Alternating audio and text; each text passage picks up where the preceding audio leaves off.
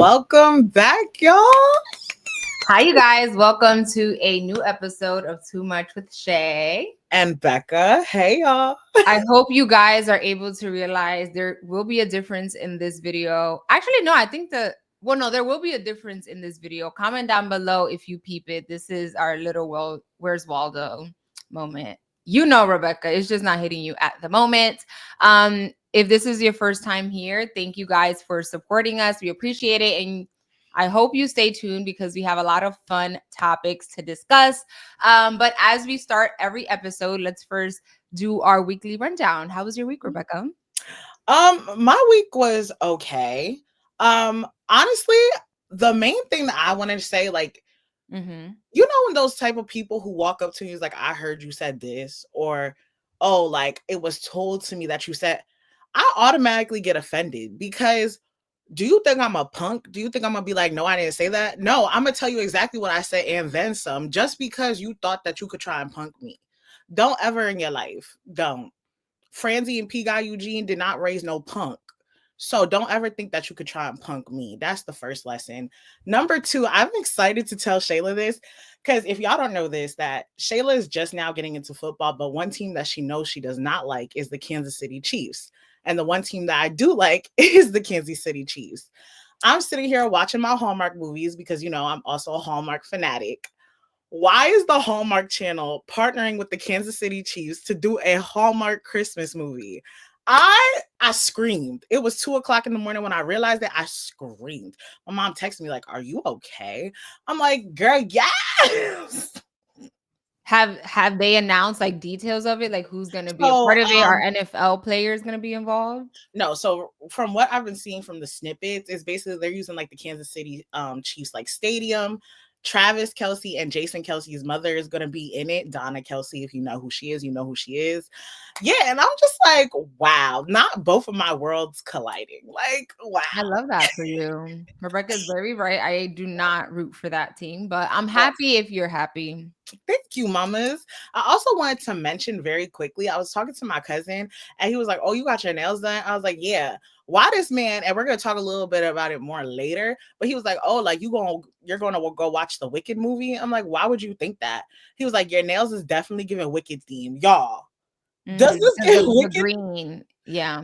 I mean, I don't know about the butterfly, but I guess the color scheme. I was like, bruh, don't ever in your life make that type of insinuation. Well, I guess it's a bit too late because he already did. Girl. So for my little weekly rundown, number one, Kendrick Lamar just dropped an album unexpectedly. I think that's a genius move because if you know, he will be performing during the Super Bowl halftime show. So good for him. Kudos getting that new music out so people go stream it extra when he performs at the Super Bowl. Number two, I was feeling a bit sick today, and I told Rebecca this, like not today, throughout the week. And I have this thing where I'm like, I don't drink medicine unless like I'm really dying. And so I took Mucinex, and I expressed to Rebecca that cough syrup sleep is like no other. Yo me bebí eso. I drank a cup because it wasn't even a big portion, like what they say to do. I felt like I was the best sleep ever. I didn't dream. I was just woke up and I was like, wow. Girl, I tell Shayla That this was all the sleep. time. I tell Shayla there's no sleep like medicine sleep. Like she's always like, when you're sick, you're always taking NyQuil and Mucinex, baby, because I be rested. Like and I was talking to my one friend about it because I was telling her, I was like, yo, Shayla finally took medicine. And she was telling me that this is like the best sleep ever. I was like, and like this is terrible to say, but it's just like if I was to ever get to that point of depression where I wanted to take my life out, I just know I'm overdosing on that medicine. Like you would just sleep so peacefully and just go out like a thief in the night. Like you just gone. Yeah, like Rebecca, honestly, I didn't know usually in my household, we do not drink medicine. It's like home remedies, teas, Viva Poru. That's what we use, right? Like last resort is you go to the doctor, which to each their own. So when I moved out, I bought my own NyQuil for like by myself, and they ID'd me, and I was like, I felt some type of way. I'm like, yeah, I think I'm gonna steal this. I didn't ask that. I was just like, oh, is this like normal that you guys check Yes. IDs? And she was like, yes. And I'm like, oh, why? Because of course the journalist in me, I'm like, why? And they're like, because people buy this to do like lean and drugs, whatever. Yeah, And girl. so, yeah, well, I didn't know because, like we discussed, I don't drink medicine. And my last 2 points that I want to make is number one, well, I've been saying number one like 80 quadrillion times. My second to last point is that getting out of entry level positions in your career should be an Olympic sport. It is so hard. Like I I'm sure a lot of people can relate, but when you want to get out of an entry level position, it feels like your world is going to end. Like I understand. I think I don't know if it was like SZA. Your 20s are so hard. Everyone's like, "Oh, everyone loved you," but unfortunately, we just went with someone that had more experience. I'm like, how everybody saying that? And I know every time Shayla, like, tells me that she got, like, a rejection letter or something like that, it's like, how like, it's to the point where, like, now I don't even say, like, "Girl, it's okay, the next one." I'd be like, "Girl, I get it." Like, that's literally what all I can say. So And I sad. tell people all the time, like, they're like, "Oh, I can't like relationship rejection is the worst." Nah, job rejection hit. Yeah. I'm like, I'm gonna be a tenured PA by the time I retire my career. But anyways, enough for the week. Comment down below how your week was. We hope it was good for you. And now let's get into our juicy topics. First, I want to start off with the one and only Keke Palmer. Okay, my good sis. Actually, no, I forgot. We got to talk about Thanksgiving, Oh, honey. that's why I looked at Thanksgiving. you like you was like, I was gonna let you rock though. Get you a No, friend who thank won't let you you. rock. I saw your face though. I said, "Am I saying something wrong?" Thanksgiving is around the corner, so tell me, Rebecca, what are your faves and not faves of I Thanksgiving? just want to ask you real quick. Does it feel like Thanksgiving isn't even coming up? Like, is that just me? Like, I'm like sitting here and my parents are like, "Oh, when are you gonna buy the stuff to cook for Thanksgiving?" I'm like, "What are you talking about? Thanksgiving is literally next week." Yeah, I know. I think just the older you get, holidays don't feel the same, unfortunately. Because when you're in school, I think school does a very good job of keeping you up to date with everything that's happening. You know, you see the decorations, you do the little, hand turkey. I think school plays a very big role of you keeping up with dates and what's happening. When you're older, it's like, girl, the bills got to be paid. Like, Literally, literally. But to answer your first question, my favorite, I was talking to my coworkers about this. Shayla, you know, us Caribbeans don't have the same Thanksgiving table as everybody else. right. I was telling them, I was like, you know, my Thanksgiving table is very Haitian. Like, we got Haitian mac and cheese, we got 3 different types of turkey. I was like, you know, we got goat, and they were like, goat. I'm like, yes, goat. They're like, why would you be eating goat? Why wouldn't you be eating goat? They're like, where's the cranberry sauce? I was like, we don't do no cranberry sauce. We do sauce cabuite, which is I've like, never had stuffing ever. Like, I don't even know what, like, I've seen it, yes, because again, I'm older and I'm surrounded by American culture more, but yeah. no, thank you. Like, and the stuffing that my dad make is not like the stuffing that these people make. Like, you know, listen, I don't care what you tell me. I will forever have a Haitian Thanksgiving. Like, that's always going to be it. We got 7 different rices, 3 different meats. Like, you know, we're going to eat. Like, I'm not just going to be eating just sides. Like, everything is supposed to be a meal, you know? Yes, but and also turkey is not really like a main dish. I guess it depends on what your culture is and like what your family likes. But my family doesn't really rock with turkey. We make pernil, which is pig, chicken, that type of stuff. If Mhm. we do turkey, it's literally just like to please American culture. You know what I'm saying? For the photos. So it's not, that's the my favorite part. Well, one of them is when everybody gets on social media and we all get to see what your plate look like. Yes, yes, yes. I like my plate low vibrational. Okay, I want a low vibration plate. So you don't care if like everything touches? Because I know there are people that are very iffy with that. Okay, my mom hates that I do this, but I take 3 different plates. Like, I will have my rice and my meats touch, but I don't want my macaroni touching my rice. Like I just can't do it, right? And also I think it is my favorite part too to see everybody like eat like their I just got why you say this is going to be looking different. It just clicked. I told you. But don't um say it. We need people to comment right. So what was I gonna say? I was saying yes, I like seeing about the everybody's plates. People plate posting their because plates. some of y'all's plates be looking gray. It just be I'm like, how you eat like this? I don't judge. I just want to see like what are y'all eating? What's your seasoning look like? Cuz you could tell if you season your stuff with just salt and pepper. You can Okay. tell if the mac and cheese, I mean, mac and cheese is not a part of my Thanksgiving meal. Again, we're Caribbean. It's different. I know for Black American culture it's like, are you crazy? That's just I not can't say that. Haitians have a Haitian macaroni cheese. It's called macaroni à gratin. Dominicans were not, they don't. I like they could do that again because once you're here, you Americanize some things as the holidays go by. Mhm. So you said your favorite part was the same thing as me, the going on social media seeing people tweets. I think my favorite part is because I'm always the cooker for Thanksgiving. Shayla, I tell you, I'd be exhausted by the time I'm done cooking for Thanksgiving. So for me, my favorite part is when it's done. Okay. So when it's done and then seeing what other people are posting, like my favorite time to see what people post is for Thanksgiving and for Mother's Day. And how about Christmas? I mean, they get Christmas. How about your least favorite thing?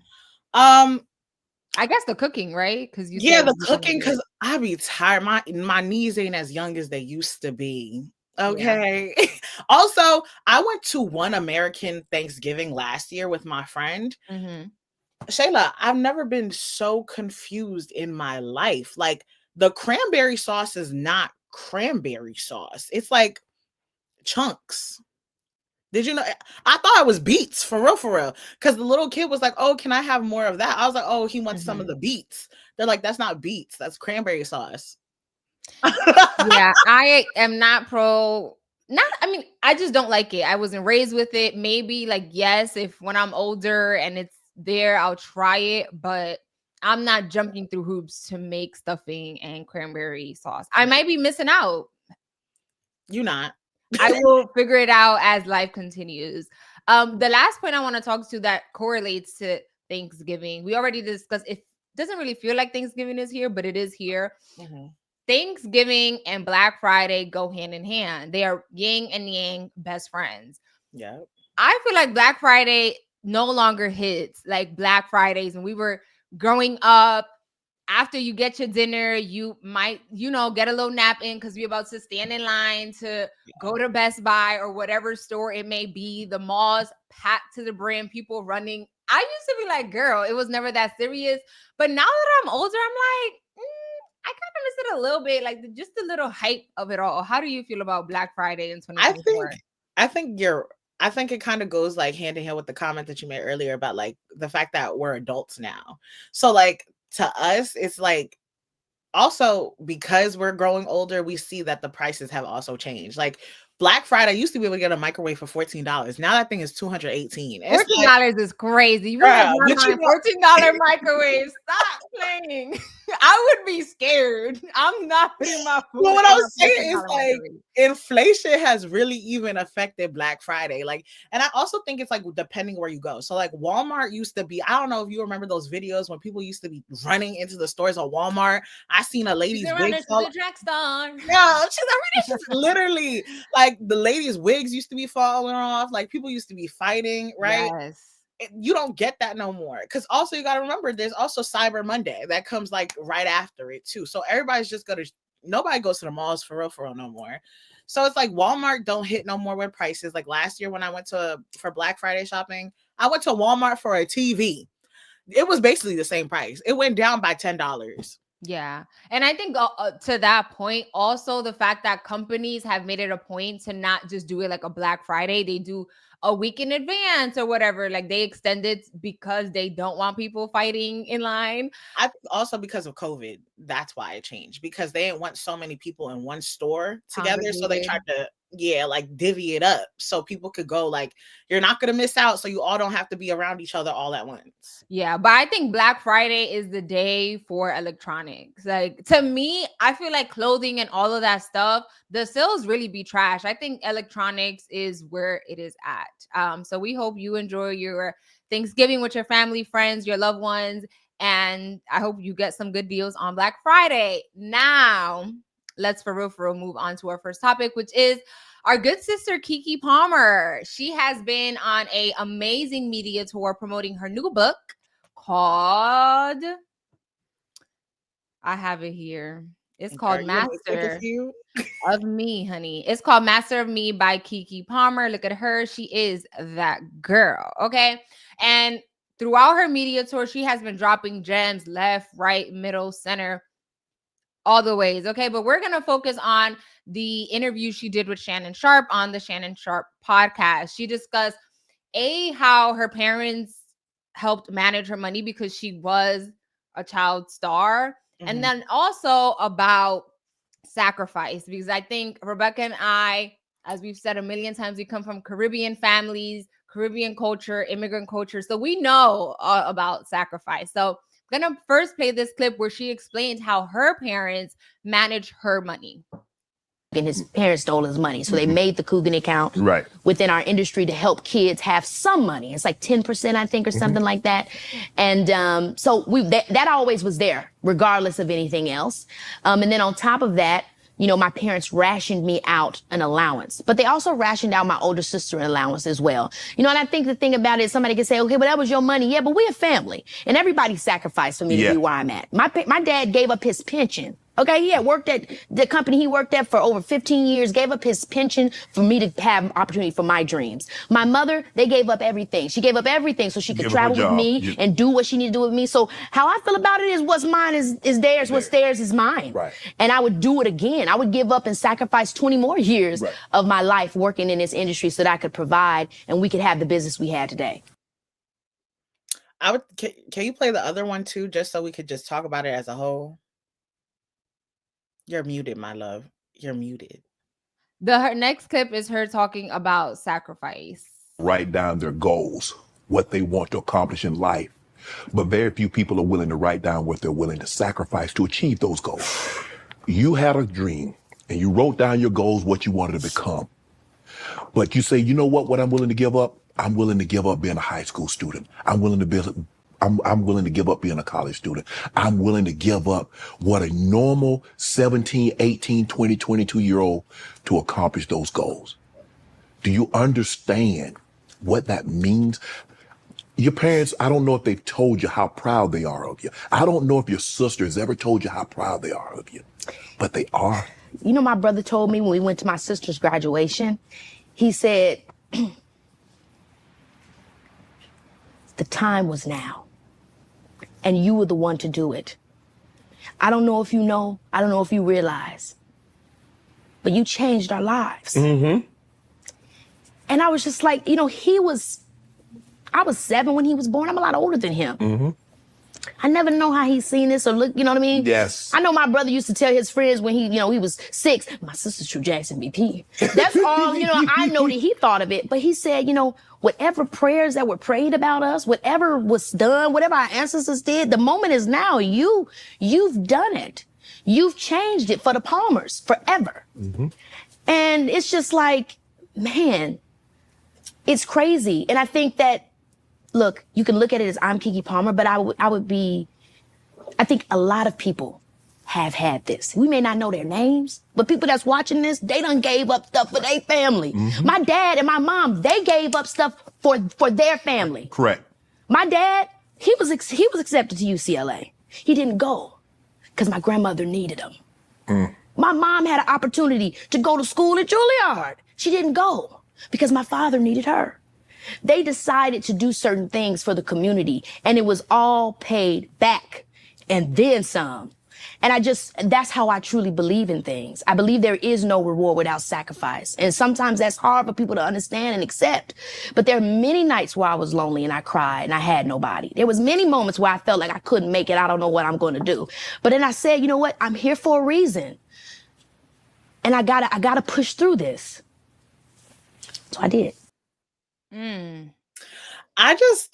So you heard, like, one thing I will say about Keke Palmer, and I was telling Shayla this yesterday, she articulates herself so well. And there's just certain things that, like, I could try and attempt to put into my own words, but the way she described it and just basically like just put it into words, I was sitting there, I'm like, that's exactly what I'm trying to say. Like, wow, good job, right? And so I just wanted to say, you know how there's always, like, you could watch that video and think one thing, and there's always going to be somebody else who thinks of something differently. So I was scrolling on Threads, like literally 5 minutes before we started recording, and I saw this and I screenshotted it to make sure that I say it here. So Keke Palmer, this person posted that Keke Palmer had a father that allowed her to pay his bills. Of course, she feels unworthy of being with a provider. She's been the provider her entire life. That's trauma speaking, not wisdom, right? So people in the comments are like, what do you mean? He was the provider, took out his 401k prior to making a lot of money. Did you watch the entire interview? And so it's just crazy to me how two people can watch the same thing and think differently. Yeah, I just want to mention what Rebecca's talking about is a clip that we did not show where she did discuss how she doesn't believe that her man needs to make the same amount of money as she does because of the fact that she was a child star, right? So she was making 40K per show. Like, yeah. So imagine that over time. Now she's 31. She cannot expect someone that, blew up and started making a lot of money during their adult life, like 20s, 30s, to be on the same level. So that's what that person was commenting on. And so I just wanted to tell you that because I was like, that's crazy. How could you watch that? And that's the thought that you came to your head. But whatever, do you, I guess. I wanted to talk about the first clip that we showed where she talked about sacrifice. Or was that the second clip? The second was about sacrifice. Right. So like Shayla and I discussed this yesterday, like how, yes, a lot of times when we think of Black people, we include all groups of people. But then I feel like sometimes when you get to certain topics, that's where you kind of see the division between Black Americans and Black like Caribbeans and, like, just minorities kind of, like, right? So when she said sacrifice, me and Shayla was like, you hit the head on the nail. But the point that I made to Shayla yesterday is that the difference, and I'm not saying that my parents did not love me or did not allow me to spread my wings and do what I wanted. If I wanted to, let's say, be an actress, I do not see my parents dropping everything at a hat to drive me to auditions.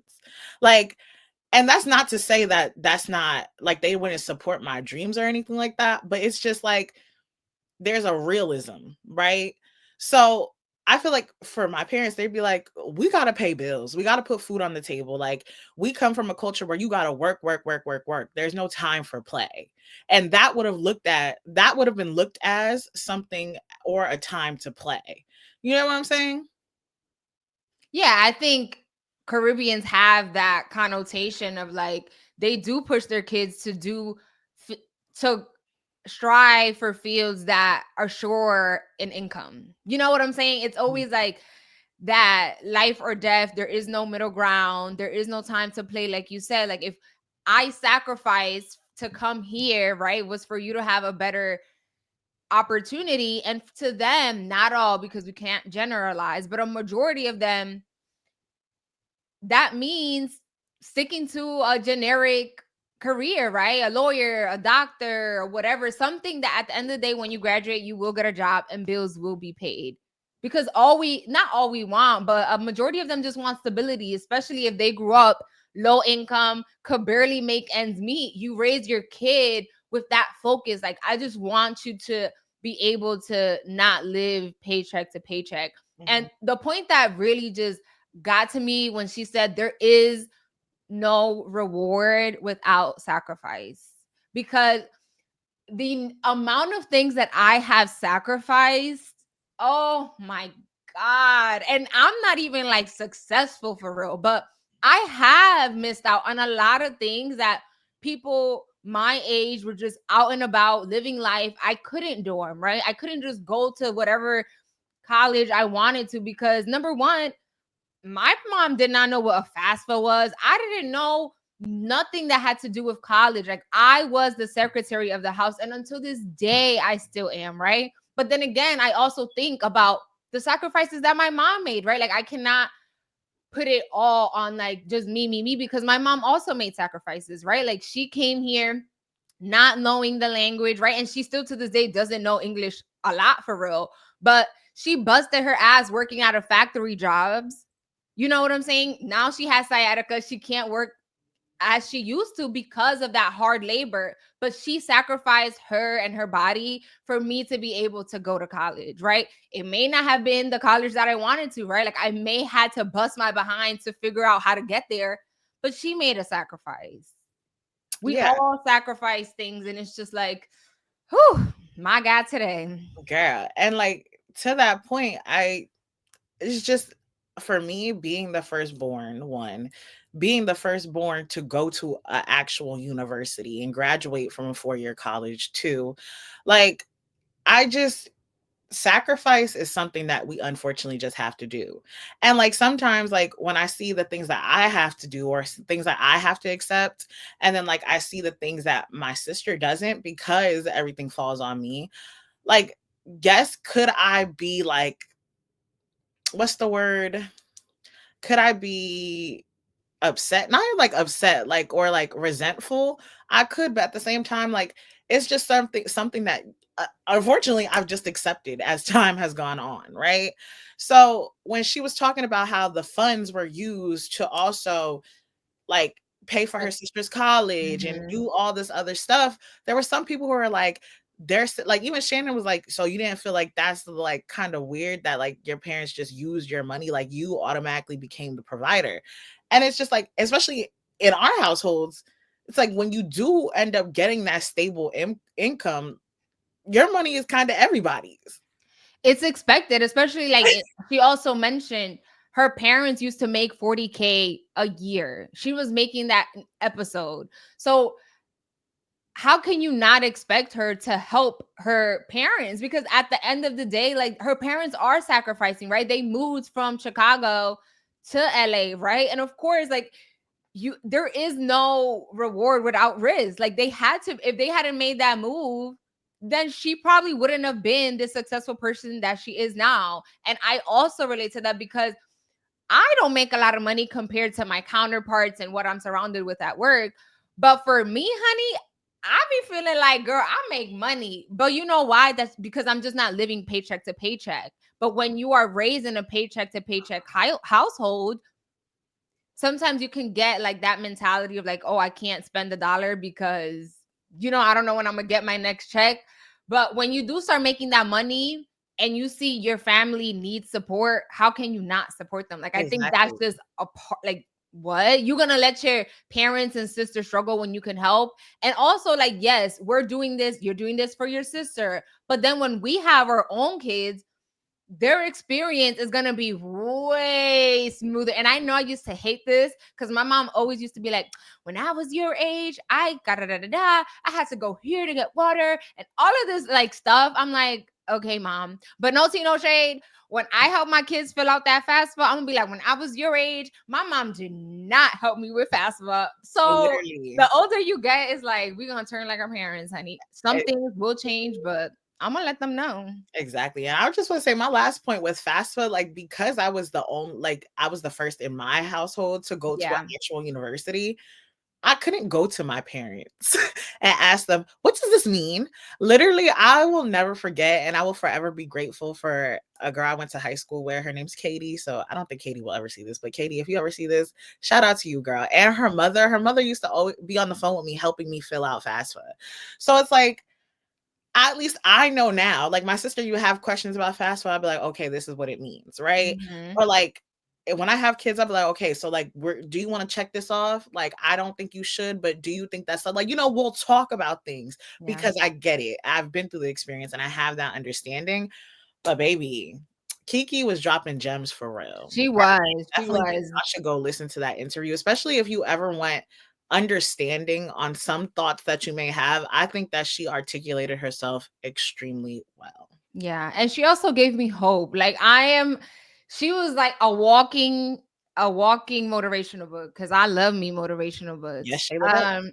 So next on the, I just wanted to touch really quickly. She was also talking about like Shayla talked about it earlier about how she was mentioning 50-50 and how she's always been that provider. And at the age of 12, she became a millionaire. So it's like she can't expect that from other people. And I love that she said that, because every time people have had that conversation about 50-50 and stuff like that, I usually stick to the back, because my parents have done 50-50 their whole entire life to support me and my sister, to support the household, to put food on the table.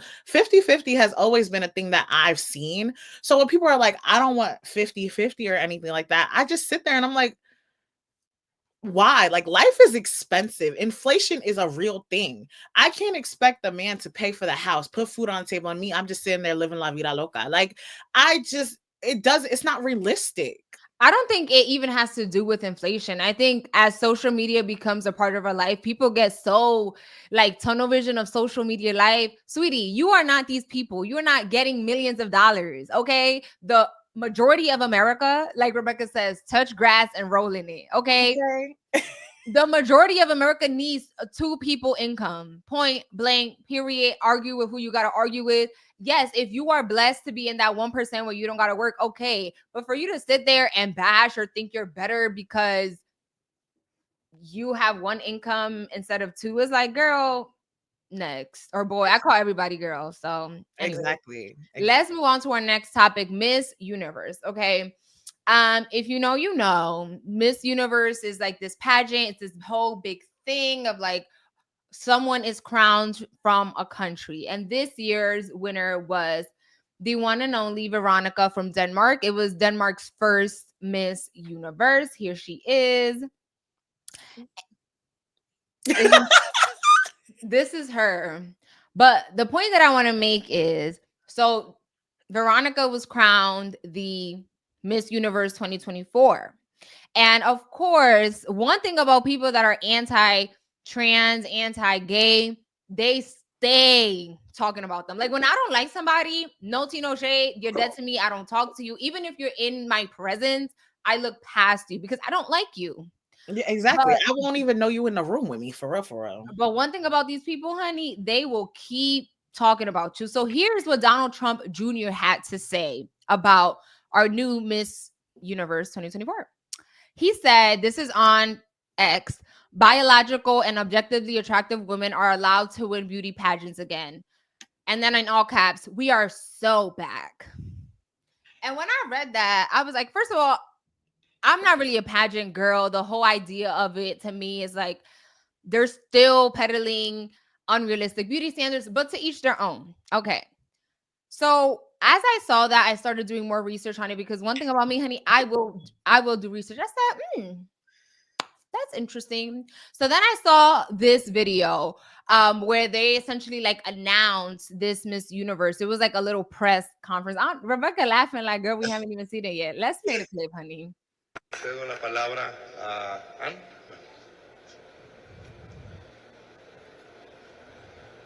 Hello, universe. Good evening, everyone. Are you happy? Happy with blonde and blue eyes? Happy with beautiful Victoria? Welcome to Miss Universe organization family. My dear, you're gonna work so hard. That is good news. You cannot eat, you cannot sleep, and you cannot rest. You're gonna work and you're gonna travel more than 35 countries this year.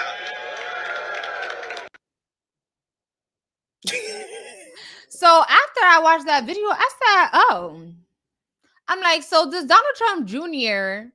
understand that the co-owner of Miss Universe is a trans woman? And I'm not saying this to be shady. It just proves you over here talking about some objectively beautiful woman could win. What are you talking about? Like you are literally spewing anti-trans hate, but it's like the gag is the co-owner is trans, honey. And guess what? Just because we just because there is diversity in something doesn't mean that it is going to crumble. And I think this is what people like Donald Trump Jr. refuse to believe. And this is also what we're going to talk about a little bit later. Our next topic is like, they think that if people that are gay and trans are a part of a community, they're going to, like, it's a disease. I hate to break it to you. I'm sorry. My last point is, I just hate to break it to him. Is like, yes, a traditional woman, quote unquote, with Eurocentric beauty standards, one with a trans woman at the head of the table. Like, it does not matter. And I promise you that he doesn't know that. And so my point that I wanted to touch on is the fact that, like, you could have just said congratulations and gone out your way, but you decided to be petty, you decided to be childish, and you decided to comment that, right? And like, for me, whenever I see people like have like these like big ideas and thoughts when it comes to transgender people, I always sit there like, how does that small percentage of people who do decide to transition impact your day to day? For real. Like, and I feel like we say this in every episode because it's really a thought and question that I really need to hear an answer for. How does seeing someone who is transgender impact your day to day? Did you pay your light bill? Did you pay your water bill? You got toe fungus? You got chlamydia? You got gonorrhea? No, you healthy? Like, tell me the importance in caring so much about a group of people who have nothing to do with you. Like, my whole thing is literally say congratulations and go about your day, right? And Shayla also is going to talk about like the co-owner just saying, "Oh, blonde hair, blue eyes. Are you guys happy?" Like, she said it was a joke. I think she was dead serious, but I think like she was trying to be funny, because how she go from that and then continues to talk, there's like, you don't get to eat, you don't get to sleep, you don't like, honestly, to me, I dead feel like, I want to say dead ass. I dead ass feel like that's just how beauty pageants work. Like, I don't think you could be that skinny and really be eating a lot. Like, yes, I understand there's genetics, whatever, but in my mind, I think that's so serious. Like, you cannot be eating a lot if you want to maintain that. But anyway, we were watching it yesterday. Shayla was like, if I was to show my mom this, my mom would be like, let's get her some plátano. Like, girl, because the way she was talking, I just felt like she's just too calm. But maybe that's just how people speak in Denmark, and we're the ones that are too outspoken. But let's move on to another topic that is kind of crazy, girl. White men are feeling oppressed, honey, because they are teaching diversity, equity, and inclusion in schools. Okay, honey. So this week, our good representative Jasmine Crockett had to clock some men because this Republican brought up a bill in the House, and he called it dismantling. No, the bill is called Dismantle DEI, right? And the white man in the House repeatedly referred to DEI policies as, quote, oppression. Oh, child. So this is what Jasmine Crockett had to say. You can then misuse words like oppression. There has been no oppression for the white man in this country. You tell me which white men were dragged out of their homes. You tell me which one of them got dragged all the way across an ocean and told that you are going to go and work. We are going to steal your wives. We are going to rape your wives. That didn't happen. That is oppression. We didn't ask to be here. We not the same migrants that y'all constantly come up against. We didn't run away from home. We were stolen. So yeah, we are going to sit here and be offended when you want to sit here and act like, and don't let it escape you that it is white men on this side of the aisle telling us, people of color on this side of the aisle, that y'all are the ones being oppressed, that y'all are the ones that are being harmed. Girl. So before Shayla goes, I was saying to Shayla on the phone yesterday, I was like, the real problem with America is that some people are allowed to learn certain words, right? I think when I think of oppression, I don't think of for white people, like, honestly, right? So when you think of the word oppress, like, realistically, white people cannot be oppressed. Like that's really the point and the fact of the matter. You cannot be oppressed in a system that was created to guarantee you every ounce of success. Are there going to be white people who are a part of low income? Yes. Are there going to be homeless white people? Yes. Is there a high number of white people who fit under like poverty? Yes, but that's because y'all are the majority, right? So you guys are going to be affected more. But it's like y'all can't, even in that type of situation, to me, it's like that's weird because even if me as a low power, like someone who's a part of like a low income or something like that, compared to another white person who's a part of a low income, you're going to get more consideration for benefits than I ever could. So for you to sit there and say that you feel oppressed, what makes you feel oppressed? The fact that people of color are now in positions that you didn't think they ever could be allowed or be a part of?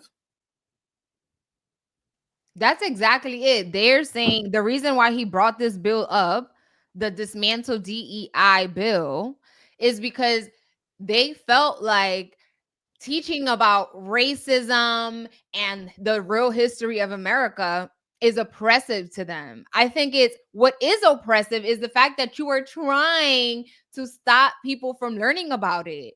What's quote unquote oppressive is the fact that now they just passed this like today, Friday, is you forcing the Bible to be taught in schools because now you are going to make others feel, weird if they aren't following the same religion, right? Like if you're Muslim or if you're Jewish, like you're not following the same Bible as other people. And I think it's just crazy to me that God forbid people of color get 1%,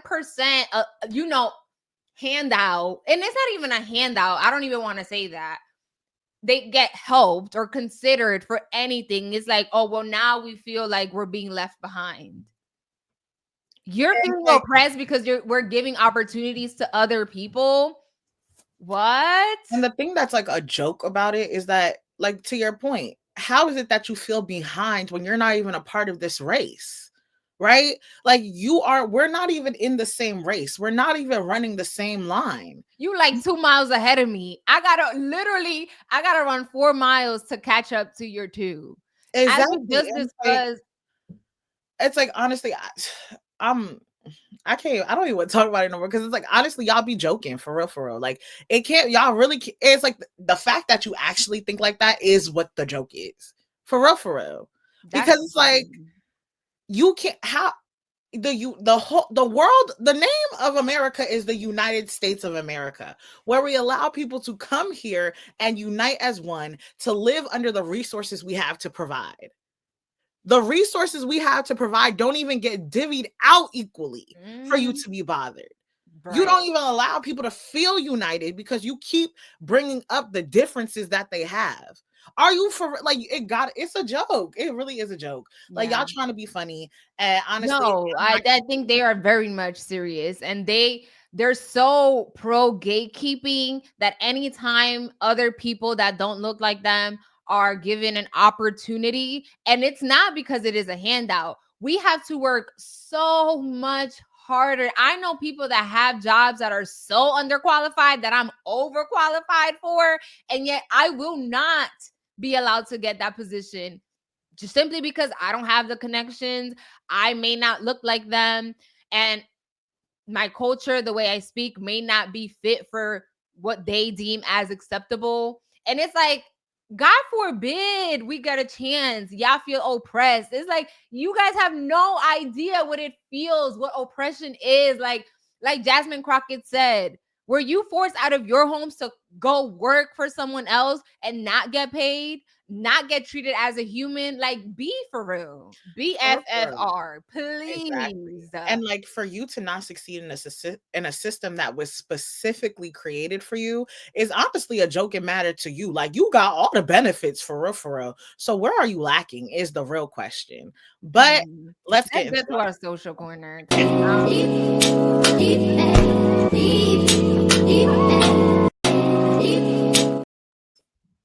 This is why you let me click it. Go start us off since you want to take over duties. Go ahead. So, as we talked about a little earlier, how my cousin said that the nails remind him of Wicked. Shayla got some thoughts about the movie and about the Rebecca continuous. just blew me. Rebecca knows we have something going on and she just broke our flow of things. But anyways, yes, we are now into our social corner where we discuss topics that we care about that we saw on social media, but we don't have a lot of time to discuss it. Number one, Wicked. Wicked is finally out. I feel like they've been promoting this movie for 3 years. And the thing about me is like, yes, I get it. We need to promote movies. But when you put it down my throat, everywhere I look, a billboard, my phone, an ad, a pencil, $1, like, please. I'm like, so I'm advertised out. The good thing is people say that it's a good movie, but honestly, because it's been advertised so much, I don't want to see it. And instead, I do want to see Gladiator. Both movies are over 2 hours. Can we please go back to making hour-and-a-half movies? Because I cannot be at a theater for 4 hours. I Rebecca. feel like my undiagnosed ADHD does not allow me to sit there for a long period of time without moving. I get antsy. Um, I think for me, I think like the amount of promotion they did for Wicked kind of is like the same amount of promotion they did for Black Panther. Like I feel like everywhere I went, Black Panther was like shoved down my throat as well. So like for me, when it comes to Shayla and I see things from more of the marketing perspective. They did their job for real, for real. Like everything was, even Fashion Nova got a Wicked jacket. I was sitting there, I'm like, why is this even up here? So for real, they did what they got the check that they got. Basically, they worked for that check. You can't say that no one in Oh this no, world. they didn't work for that check. That means they poured hella money into that. So I'm sure, again, whatever. You guys go watch Wicked. The reviews are good. I will be watching Gladiator and I'll watch Wicked one day when I'm okay with that. Now let's move on to John Stamos and Ballcap. What happened there, Rebecca? So Stamos wore a bald cap in solidarity for his Full House co-star who has cancer. His name is David. I might butcher his last name. Collier? I believe that's the last name. He was recently diagnosed with stage 3 lymphoma. Lymphoma. Girl, take it. Take the word. Just take the freaking word. Okay, so John Stamos wore a bald cap in solidarity with his Full House co-star who has cancer, Dave Collier. Collier was recently diagnosed with stage 3 lymphoma. There After we go. receiving backlash, Collier said that he was okay with it because comedy is the way to his heart, and he knew Stamos didn't have bad intentions other than to bring a smile to his face. So essentially, when this was posted, Stamos like said, "Oh, this is a ball cap," and yada yada yada. People were like, why would you do that? And because of that, Collier felt the need to like come out and be like, no, I'm okay with this because me and him like have this thing when it comes to comedy. Like when we worked at Full House, like that's how we mesh. So it was good. I was like, absolutely not. Maybe it is because I'm so tapped with my hair. Like my curls mean so much to me that I don't know if like I have to shave off my curls and you come up here with like your fake ball cap trying to look like me. Like that's not gonna make me feel better. But to each their own. Rebecca? I said to, like, when Shayla sent this to me, I was like, not to be dramatic, but if, let's say, God forbid, I was diagnosed with some type of cancer and treatment took away my hair, and you pull up with a bald cap, I'm going to mop the floor with you. Like, I'm going to beat you differently. Like, none of my friends could sit there and do that to me.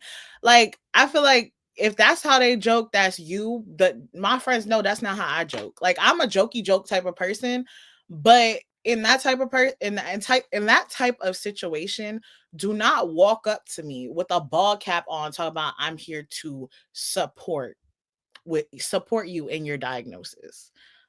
I will beat you black and blue. Do not play with yourself like that. Um, but Neo. Neo. Okay, so I wanted to talk about this. So in a recent interview that he did on the Lemon Drop show, he talked about, you know, a major transformation and embracing his authentic self and rejecting societal norms around monogamy. So he talked about that monogamy does not align with his values or his desires, marking it a shift towards honesty and authenticity in his relationships. He highlighted how living his truth has brought him mental, emotional, and personal freedom, right?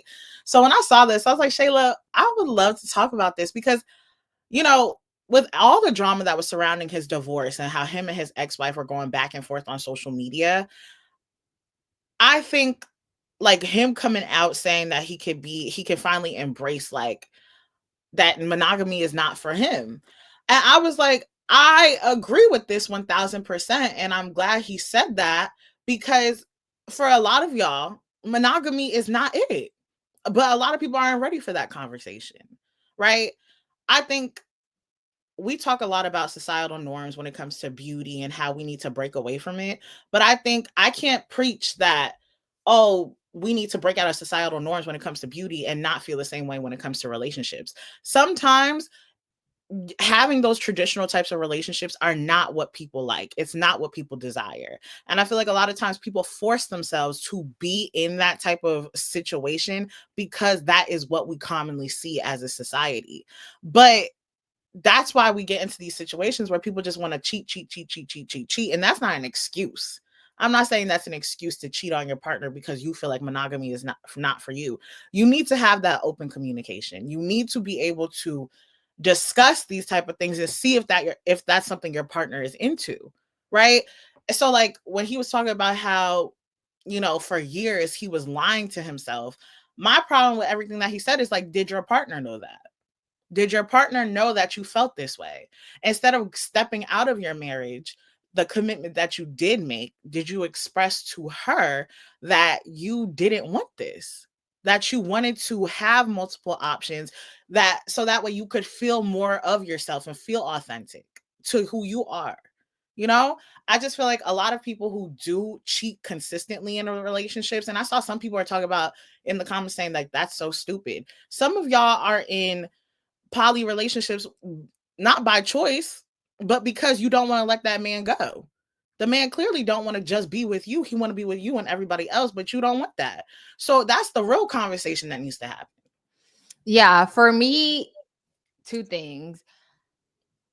Chris Brown was on Kai's subathon situation last night, and Kai asked Chris Brown, like, oh, are you single? Are you dating? And he said essentially like he has two people or something along those lines, like he not just one, whatever.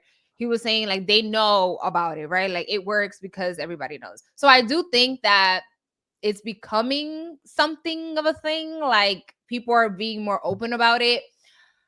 My thing is communication is key. For me, I'll be up front, honey. Polygamy, not for me.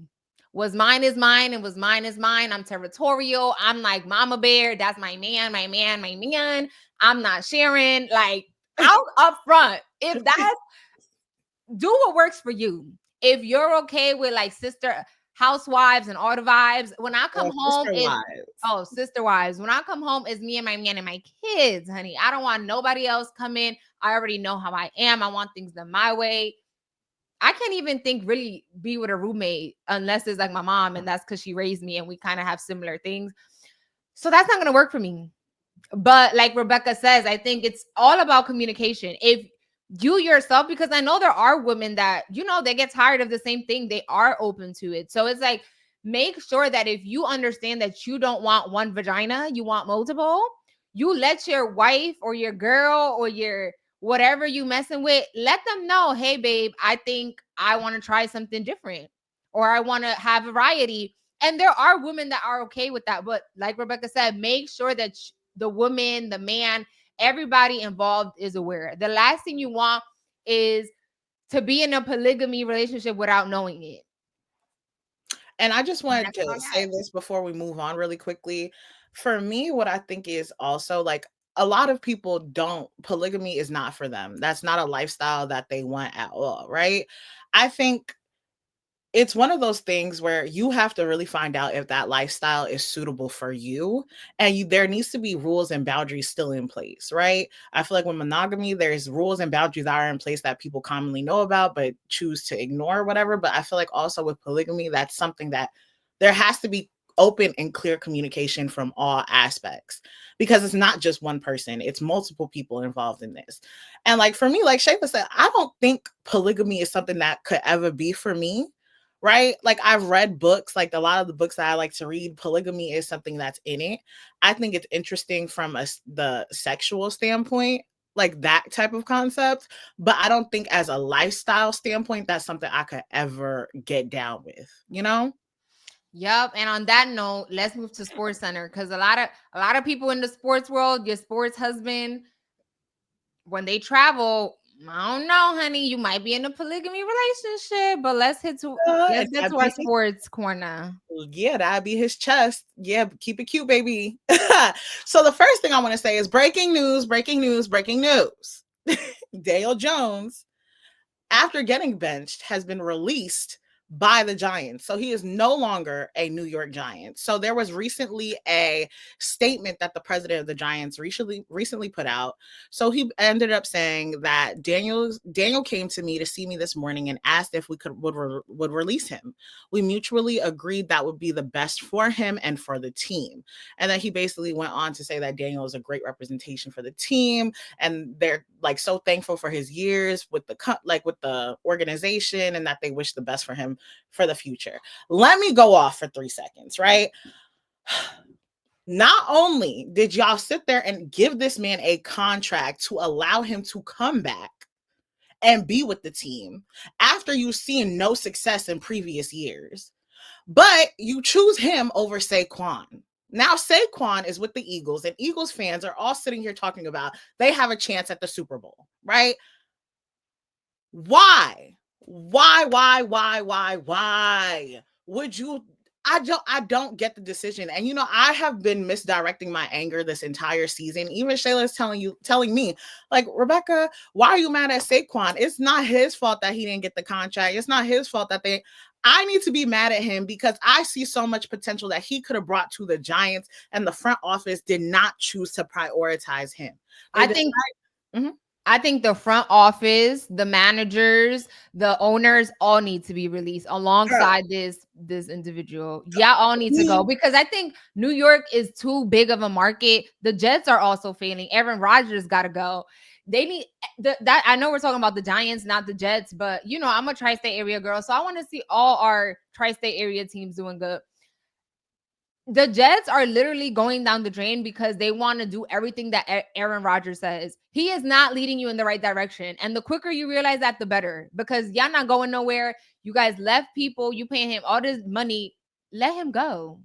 And the Giants, the front office need to be released. Honestly, I 1000% agree with you. And honestly, the thing that bothers me the most about this too is the fact that in his statement, the president is telling everyone that Daniels walked into your office. He walked into your office and told you that he wants to be released. So y'all was going to let him ride the bench and stay there as a possible option when you have seen no success until now?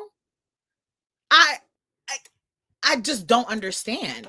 I really don't get it. I truly don't get it. And, you know, I love my Giants through and through. Yes, I am a Chiefs fan. And yes, I am a Giants fan.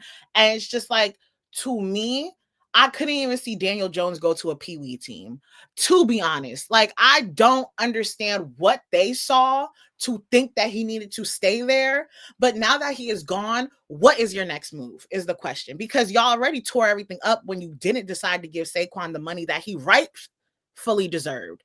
I think y'all should have prioritized Saquon and put the proper and necessary pieces around him to see what the team could possibly be. Does the Giants have like a high draft for the next, or we don't know yet?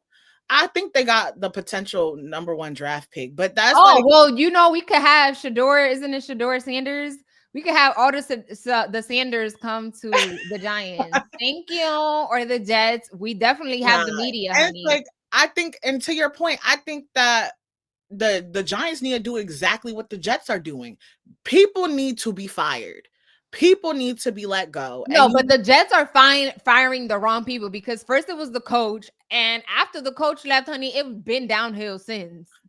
Okay, but we understand Aaron Rodgers gotta go. Aaron Rodgers is 41 years old. He's not going anywhere else. Like, he's not going anywhere after this. Well, he needs to be let go from the Jets. So let's wrap this up. I wanted to touch on one more topic really quickly, which Anthony Edwards and LaMelo Ball, right? So recent interviews that they've done have sparked people to talk about that these two players need media training. So I'm going to play really quickly LaMelo, who recently got fined. Let me play the video real quick. What did you see right here when Giannis took that shot and everyone was underneath the basket for that rebound? You said that last play when he took the shot? Yeah, we loaded up. That's what we wanted. Put the hand up and then just live with the results. So he got fined $100,000 because he said no homo. So they considered it to be a derogatory and insulting term. And so when he saw that the talks about him being fined were happening, he went to Twitter and he was like, hold on, pause. Then when it was officially announced that he got fined, he gonna put this. Oh, wrong statement. Hold up. He reposted it and said, 100K, give me the load. No Diddy. Sir, he is so unserious that I just love it.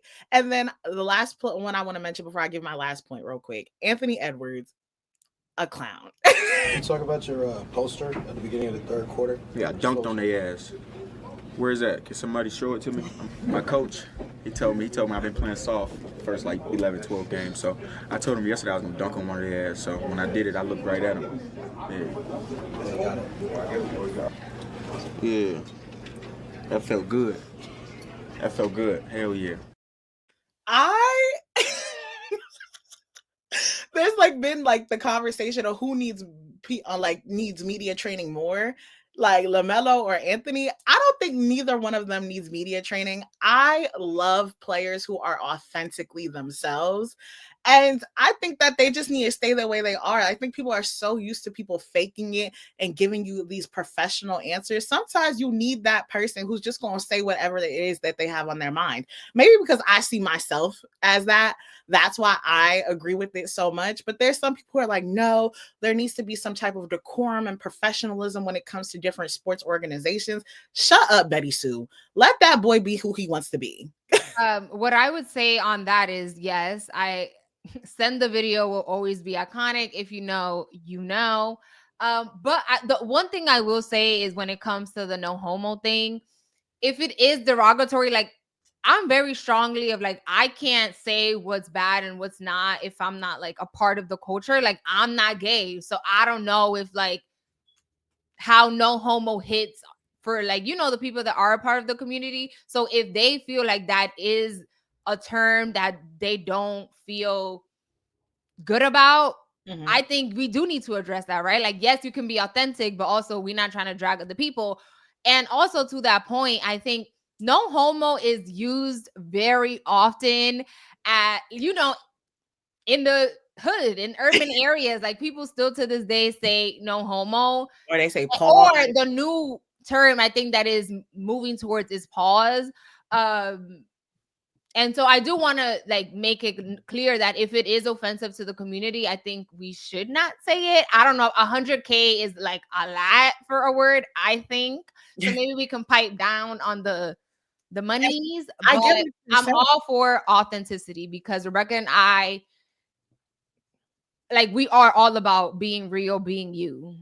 Yeah, and I agree with what you're saying. Like, if that word is offensive to a different, like to another group, definitely. Well, no, to the group, to the group that it affects. Yeah, so like I definitely don't think that it should be used. Maybe it's because I hear it so commonly around me. That's why I'm not like making it a big deal. And like, there's times where I've heard my friends who are a part of the LGBTQ plus community say like pause or like no Diddy or like, nah, that's some like no homo or like things like that. Like I've heard them say that. So to me, maybe that's why I'm looking at it and being like so lighthearted about it. But if there were people who were offended and affected, definitely. Right. And I think also like as a corporation, NBA, like they have a lot of things to consider, right? Like they're not just here for segment of the population. So I don't think that I'm going to have to disagree with that point, because we've seen a lot of these people, especially like I said to you in like on Instagram, that reporter who sat there and said the N word, and she just sat there was like, when she was really trying to say nuggets. I don't think she's employed by the NBA. I think that's the network or the wherever. If you're gonna have the certain criteria for one, it should go over all people. That's how I just feel. I agree. Yes. The rule should be spread for everybody, period. On that note, also the NFL, I'm waiting for Colin Kaepernick to hit the stage. Now that we have made it, politics is a part of the NFL. If you didn't know, now you know, honey. Okay. Thank you guys so much for watching this week's episode. We hope you enjoyed it. Comment down below what your favorite topic was. Make sure you subscribe to our channel. Follow us on all social platforms, Threads, Instagram, TikTok, all the things. Yes. We appreciate you guys for watching, and we'll see you next time. Thank you guys so much. Don't forget to subscribe.